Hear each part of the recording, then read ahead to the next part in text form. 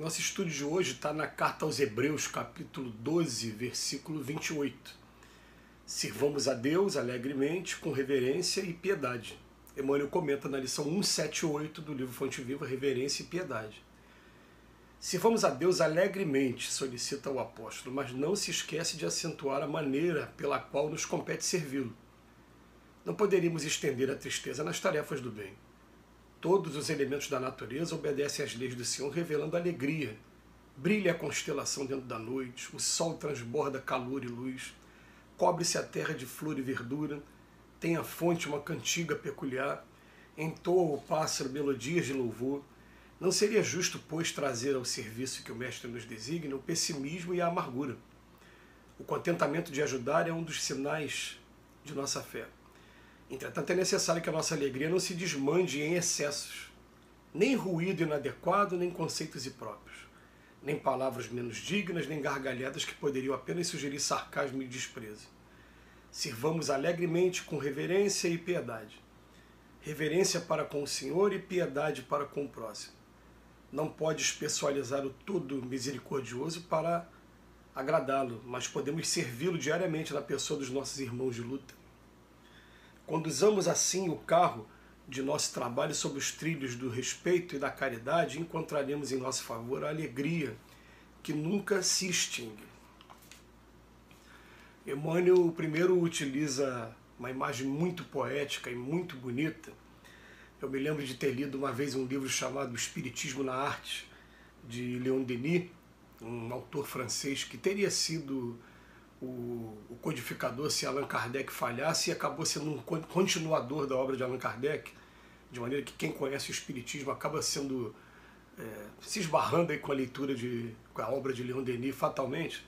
E Leon Denis fala no seguinte, fala que a música ela é universal porque no universo tudo tem uma melodia muito particular. Então a gente acostumou aqui a nossa vida através de melodias, né? A gente sabe muito bem quando vem aquele barulho de relâmpago, que não deixa de ser uma melodia, um rufar de tambores, aí, uma percussão tocando no céu. A gente sabe que vai chover, a chuva já é uma música diferente, o vento traz uma música diferente, o dia de sol traz o canto dos pássaros. Ele aproveita para dizer para a gente da alegria, falando a natureza está o tempo todo em alegria.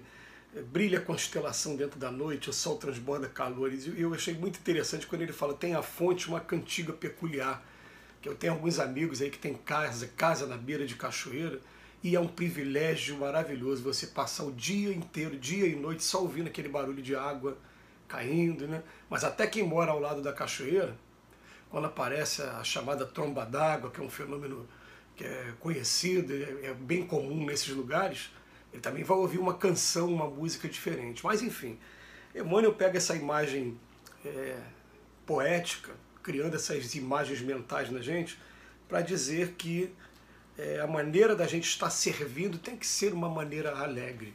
É interessante o Emmanuel falar sobre isso, que essa alegria, ela naturalmente ela vai vindo com o tempo. É claro que se você não se permitir a prática de alguma dessas atividades durante certo período de tempo, você pode ser que eu vou entregar comida na rua e de repente você veja tanto sofrimento e não deixa a alegria tomar espaço, você acaba ficando triste com aquilo, né? Mas com o tempo você começa a perceber, não, peraí, o sofrimento está em todo lugar, né? O sofrimento não está só naquele que mora na rua, aliás o sofrimento está em muito maior número naqueles que estão dentro de casa, na dificuldade no convívio com suas famílias, enfrentando uma doença qualquer, ou enfrentando o desemprego, e a crise toda que a gente está passando, enfrentando os vícios. Na verdade, essa tristeza toda, né, esse sofrimento está aí. Então a gente começa a observar que você ter o privilégio de estar de alguma maneira trabalhando, né, junto com esses missionários, e quando a gente fala missionários, gente, é porque a gente assim, não duvidem disso, como tem muito sofrimento aqui na Terra, a gente vai encontrar no mundo espiritual várias que a gente chama de caravanas, de grupos, coletividades mesmo, que estão dedicados só a ajudar os que estão aqui embaixo, os que estamos aqui, né, em carne e osso. Assim como acontece também com alguns encarnados, né, que entram nesses grupos missionários e vão para lá com objetivo, para cá com o objetivo, né, com foco no determinado grupo, seja morador de rua, seja doentes em hospitais, seja presidiários, seja, né? As pessoas vão para esses grupos. Eles estão aí também. Quando a gente começa a trabalhar, a gente começa a fazer sintonia com eles. Então o que acontece? A gente vai sentir sim um incômodo, porque vai ver que o sofrimento na Terra parece que não tem fim. É muita gente sofrendo. Mas ao mesmo tempo vai começar a sentir uma alegria, que é aquela alegria que só tem aqueles que começam a ter a consciência de que o dever está cumprido e que agora você está numa posição correta, tomando um caminho correto. Mas ele vem chamar a nossa atenção, num segundo momento, para o cuidado que a gente deve ter nas maneiras de extravasar essa alegria, porque a gente ainda traz ainda alguns conceitos e alguns comportamentos que são realmente inadequados quando se trata de um trabalho voltado para o bem, lidando com o sofrimento. Então ele fala assim, não seria justo realmente trazer pessimismo e amargura, né? Agora, entretanto, é necessário que a nossa alegria não se desmande em excessos. Ruído inadequado ou conceitos impróprios.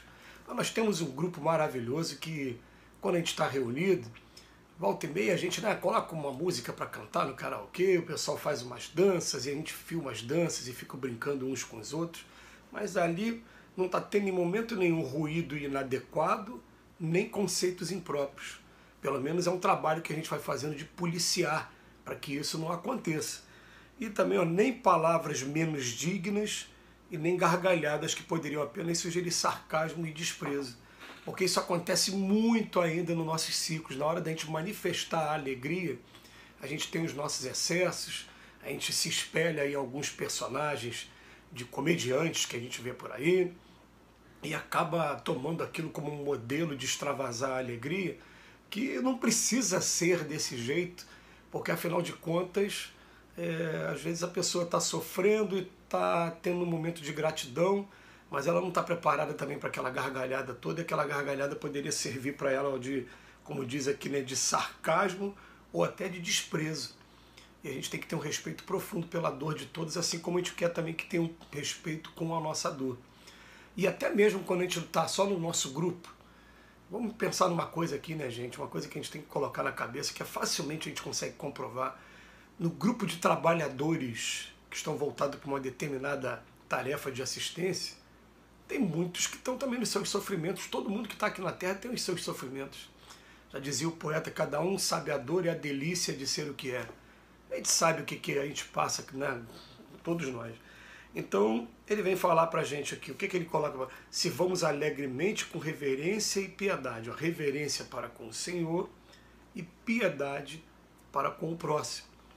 A gente ainda tem ainda na nossa cultura muitas anedotas, muitos contos, piadas que são preconceituosas, que vão estar mexendo com um determinado grupo. A gente ainda traz na nossa cultura ainda uma bagagem muito enraizada de racismo ainda. Então tem que tomar muito cuidado às vezes com umas palavras que a gente, né, sem querer, às vezes usa e ofende as pessoas.